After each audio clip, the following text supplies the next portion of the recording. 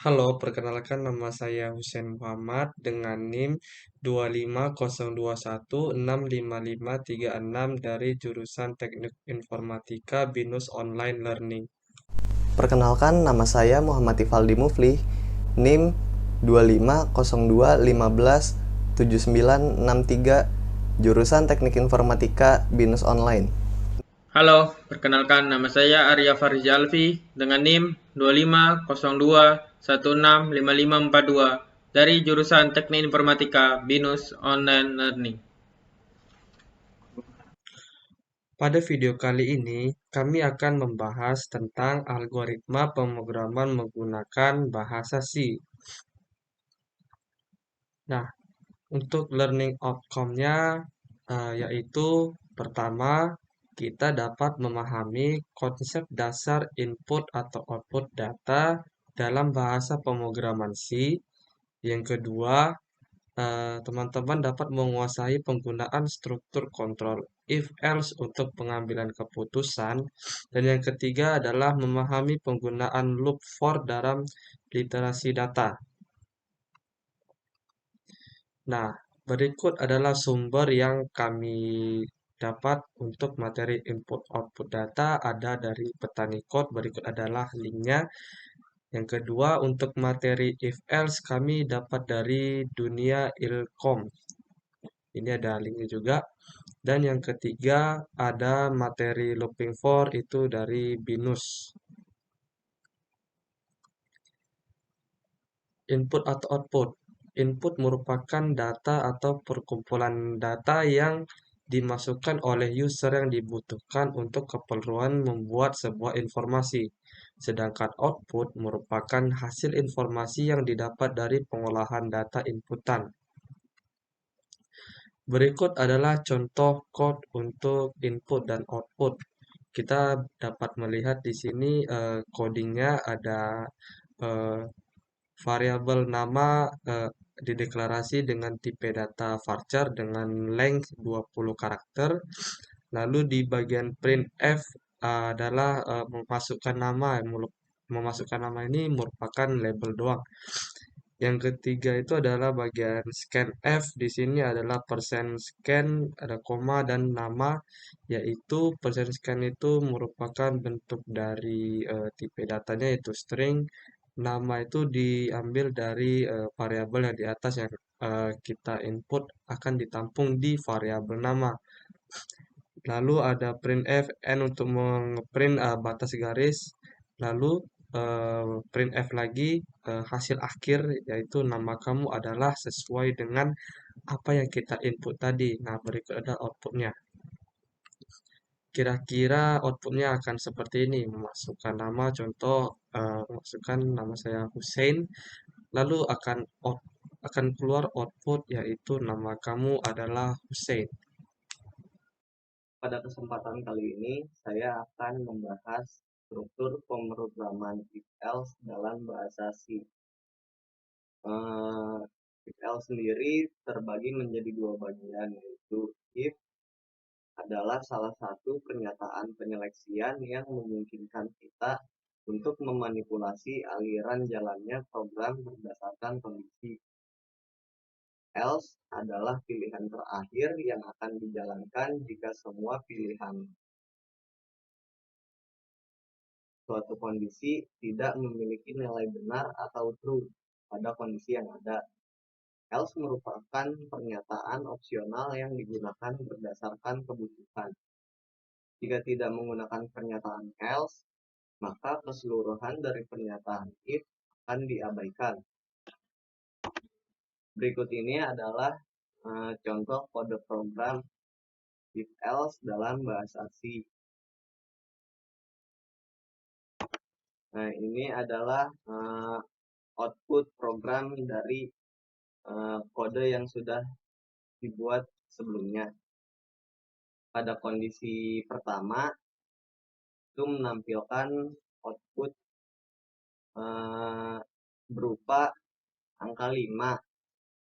Nah, teks atau kalimat yang tampil yaitu angka yang Anda masukkan positif.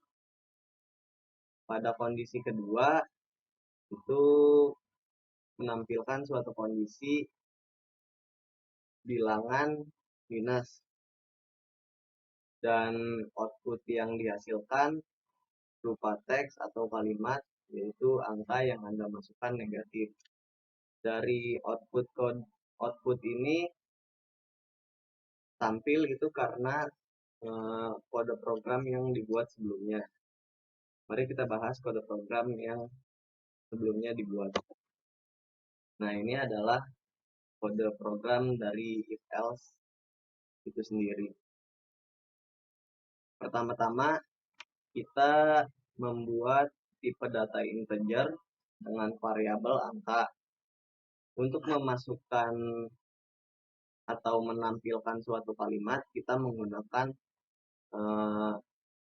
perintah printf. Lalu kita buat teks atau kalimatnya, masukkan angka. Nah, untuk mendeteksi bilangan yang akan kita masukkan, itu kita menggunakan perintah scanf. Dengan kita panggil variabel angkanya. Nah, jika sudah, kita buat struktur program if else-nya. Di sini kondisinya yaitu if variabel angka lebih dari sama dengan 0, maka teks atau kalimat yang akan tampil yaitu angka yang Anda masukkan positif. Karena apabila kita memasukkan angka atau bilangan positif atau suatu angka dan bilangan positif lebih dari 0, maka teks atau kalimat yang akan tampil seperti ini. Nah, apabila kondisi tersebut tidak sesuai dengan apa yang sudah kita buat, maka teks atau kalimat yang akan tampil yaitu angka yang Anda masukkan negatif, karena bilangan yang diinputkan tidak sesuai dengan kondisi yang sudah ditentukan. Sekian dari saya untuk pembahasan materi if else. Untuk materi selanjutnya akan dilanjutkan oleh rekan saya. Terima kasih. Baiklah, kita akan masuki materi selanjutnya, yaitu looping for. Pengertian dari looping for ini, looping for merupakan proses menjalankan statement atau perintah yang dilakukan berulang-ulang dalam batas yang telah kita tentukan di dalam program. Perulangan tersebut diperuntukkan untuk memudahkan seorang programmer dalam membuat sintaks yang diinginkan. Jadi, looping for ini dapat digunakan untuk melakukan tugas-tugas yang berulang. Seperti contoh, melakukan looping dari 1 sampai 10. Jadi kita dapat menggunakan do while, do for atau dan sebagainya yang dalam looping untuk melakukan tersebut. Jadi mempersingkat kode dan kita tidak perlu melakukan pengkodean yang lebih banyak. Ini adalah salah satu contoh dari for. Di sini kita menggunakan bahasa C dengan menggunakan include stdio.h dan int main. Ini sebagai main class dengan tipe data integer. Nah, di sini kita membuat variabel dulu integer i. Nah, selanjutnya kita akan menggunakan for perulangan i yang sebelumnya tadi sama dengan 1. I dideklarasikan sebagai 1. Dan selanjutnya I lebih kecil sama dengan 5. Jadi selama I lebih kecil atau sama dengan 5, I-nya bakal ditambah terus sampai batas 5. I++ itu akan bertambah 1. Jadi setiap looping 1 akan bertambah 1, 2 akan bertambah 1, jadi 3 sampai 5. Selanjutnya dia akan printf. Printf itu adalah sintaks untuk melakukan sistem print berupa teks. Nah, teksnya nanti adalah looping ke sekian. %D itu merupakan keluaran dari integer.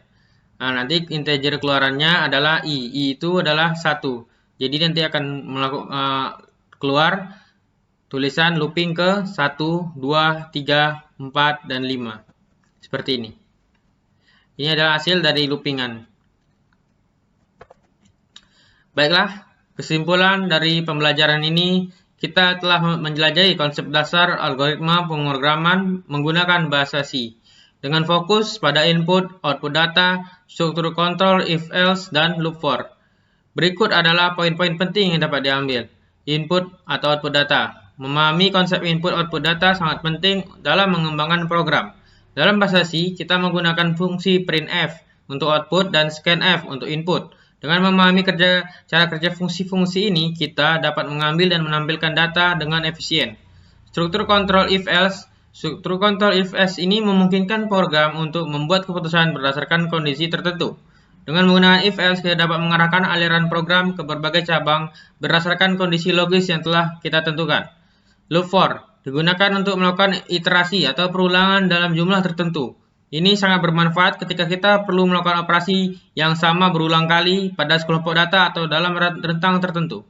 Dengan memahami dan menguasai konsep dasar ini, kita dapat mengembangkan program-program yang lebih kompleks dan efisien dalam bahasa pemrograman C. Baiklah, sekian dari pembelajaran ini. Terima kasih. Apabila ada kesalahan, mohon dimaafkan.